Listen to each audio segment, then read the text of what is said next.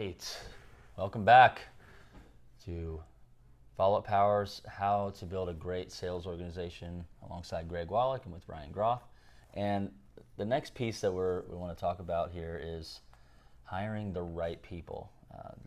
We talk about in building yourself, 50% of forecasted sales are lost due to Salesforce turnover. That's pretty true. Everybody who may be watching this can relate. You're talking about training, investing the time and the leads, okay, and then all those resources, and then for that to not work out is really tough. It's a tough pill to swallow. Well, I've lived it. We've lived it. So what do we learn through that? What have you learned, Greg, through your journey in building a team? How to hire the right people? What do we need to talk about here that we need to hear? So. Well, I hate to say this, but I have hired so many seasoned, experienced roofing salespeople over the years. Right. And what I have found is that at the end of the day, they come in with bad habits. We refer to them around the shop now as retreads. They just go from company to company to company to company, and we have found in the long run, it's better to hire the right behavior, the right character, somebody who has honesty, somebody who has integrity, and teach them the roofing trade. So that's great. Like, I've heard you share this before. I can teach someone roofing, but I can't teach them how to behave. You know what? Their mama and daddy should have taught them that. And I'm not in the behavior modification business. I'm in the roofing business. Sure. So now, if it's a salesperson, we can teach somebody how to be a salesperson for our company in maybe 30 days by just shadowing somebody else, learning the terminology. Learning the sales process. Learning the sales process. Now, if they're an estimator, that's a different story. If you're estimating, more technical. Yeah. Right. If they're estimating and selling, that's a longer time commitment. That's going to probably be, 6 months to a year. But that's why I like segregating the two. Right. Sure. You can get a salesperson up much faster than you can an estimator. So hire character, train skill. What are some of the character virtues you're looking for that you guys subscribe to that are big? Being on time. Okay. Being reliable. Do what you say. Do what you say. Integrity, yeah. Yeah, integrity. Being responsible. Meeting deadlines. Achieving results. Having a track record of achievement. How do you do that? In something else. Looking for somebody outside of maybe roofing experience, and you're trying to find a track record of somebody achieving something. Where do you start? What kind of questions? In the interviewing process, I always ask, what's the most significant professional and personal thing that you've accomplished? Mm-hmm. I ask questions like, who do you really respect? Who's the person who's made the most impact on your life? Mm-hmm. I had a person the other day that I was interviewing, and he happened to tell me the person who had the most impact in his life, and I happened to have known this person, and I wouldn't hire him if he said that was the person with the most impact, because I wasn't impressed with that person. Right. Yeah. So there's a lot of questions that you can ask that are going to tell you a lot about the character of an individual. Yeah, it's not a silver bullet, right? Like, no. You can have someone who was an actor in college, or some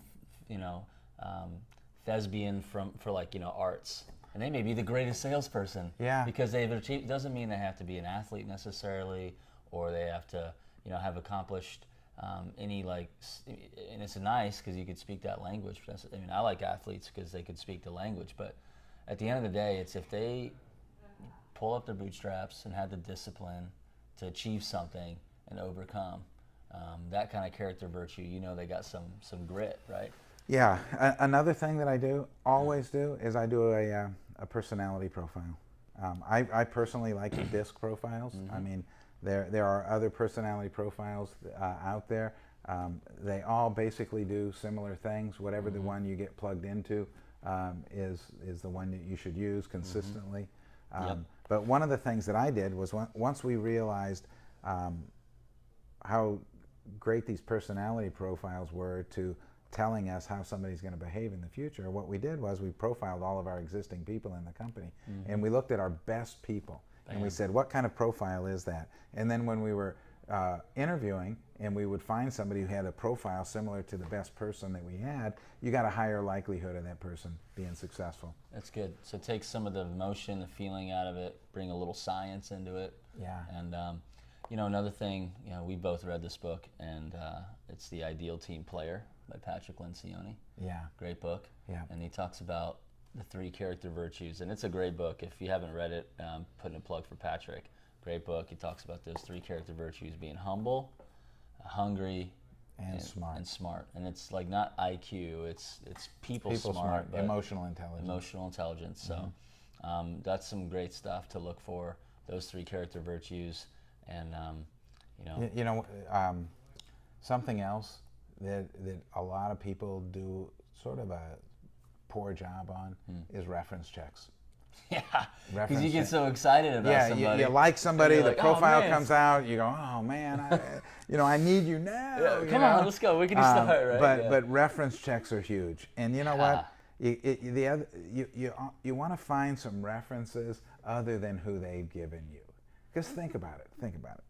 If somebody gives you a list of references, the first thing they did was they called up, hey Joe, I've got somebody going to call you.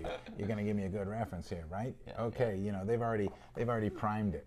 I've never had anybody give me references where somebody gave me a bad reference.